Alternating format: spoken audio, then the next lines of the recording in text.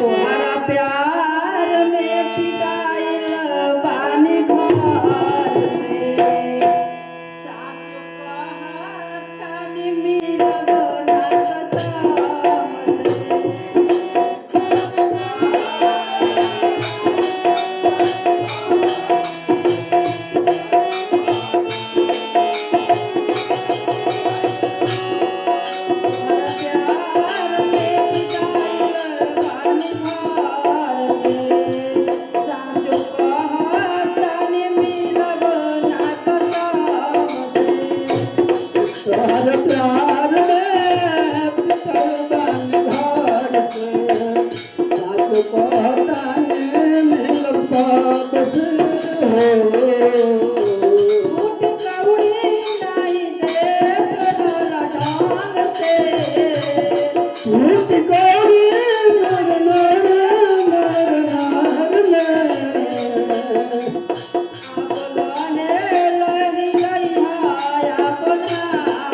Yeah.